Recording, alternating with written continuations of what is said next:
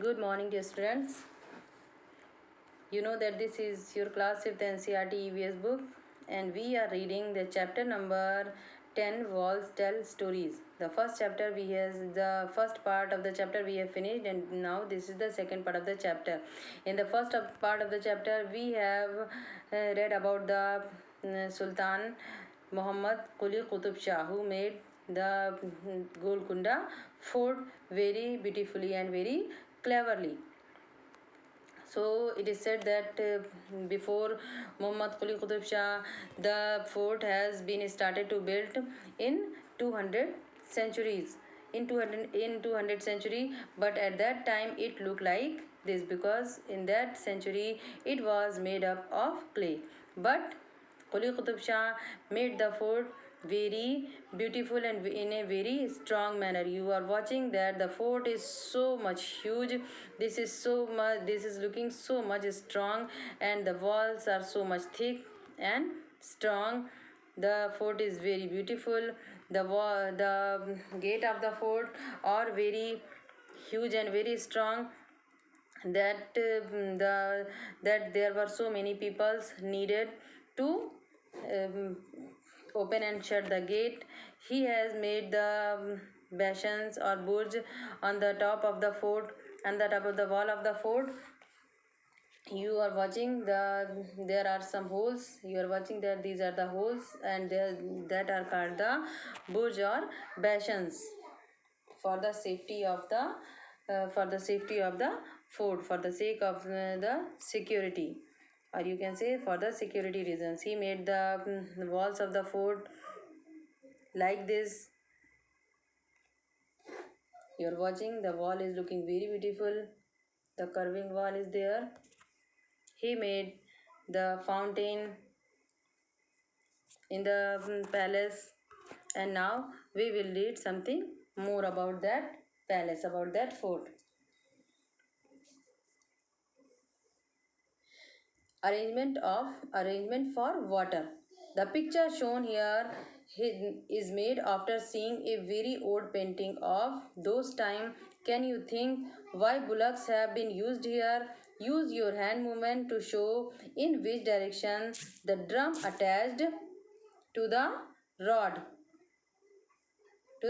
moves when the bullocks move. In which direction would the toothed wheel move? So you are watching that the bullocks are making round like this, and when the bullocks are moving, you are watching this. There is a pole that is attached with the bullocks. So when the bullocks are moving like this pole is also moving like this, and when the pole move like this, then the toothed wheel turn in this way. And then you are watching that is a underground pipe, and through this pipe the water dragged from here and went here from a pipe. You are watching that there is also a pole, that is through this the water comes here, and you are watching this garland of pot. This is called the garland of pot. Look here and read first. Look, this pole shown under the ground joined with another wheel which has a number of pot. You are watching. This is a pole shown underground, and this is another wheel here that has a number of pot. You are watching. This is that has a number of pot, and when this wheel when this garland of pot move like this, then it take the water. The pot take the water from here, it comes here, and when come on the top and comes again down, then the pot pour the water here, and then the water comes from here from the into the palace. Now imagine how this garland of pot lift water from the well. So I told you, again I want to tell you how this garland lift the water. Listen very carefully. The pole, this because with the help of this wheel, the water is lifted from here and it comes here in the next pond. And this is the garland of pot, means this is a necklace, like this is the garland of pot is look like a necklace. And there are so many pots are there. When the wheel turn like this, then the pot take the water from here, and when it comes on the top and comes again down, then it pour the water from here on here at this place. And now from this place the water is supplied to all over the palace. Now imagine how would this garland of pot lift water from the well. I told you, do you know, get some idea about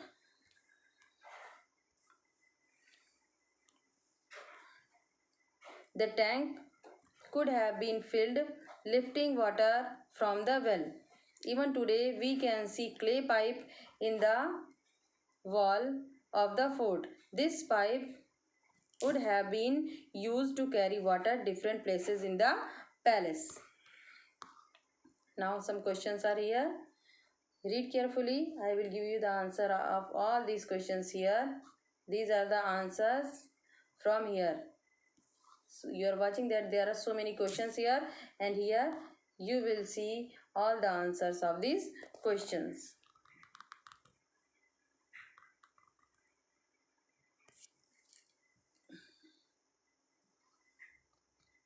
The picture shown here is made after seeing a very old painting of those time. Can you think why bullocks have been used here? So the answer is bullocks are used to uplift the water. The next question is, use your hand movement to show in which direction in the drum attached on the rod move when the bullocks move. So the drum will move in anti-clock direction. In which direction would the toothed wheel move? It will move in clockwise direction.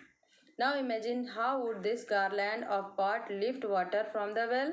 The answer is, the bullocks move the drum, which in turn moves the toothed wheel. From the wheel, the garland wheel is connected through a rod. So as the toothed wheel moves, it rotates the garland wheel, and thus water is lifted from the well. Do you know? Do you now get some idea about how the tanks could have been filled by lifting water from the well? So the answer is yes, the tanks could have been filled up by lifting water from the well using this technique. Next question is, where else have you seen such wheels attached to each other?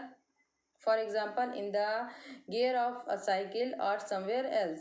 Besides cycle, I have seen such attached wheels in old mechanical watches, clocks, sewing machine, generators, and in heavy machines. Next question, look around and find out how water is pumped up from the ground to higher places. These days, water is pumped up using boring machine, windmill, etc. Somewhere, especially in village, traditional method like using bullocks are also used. How is water pumped up using electricity? How is water lifted without pump? Without electricity.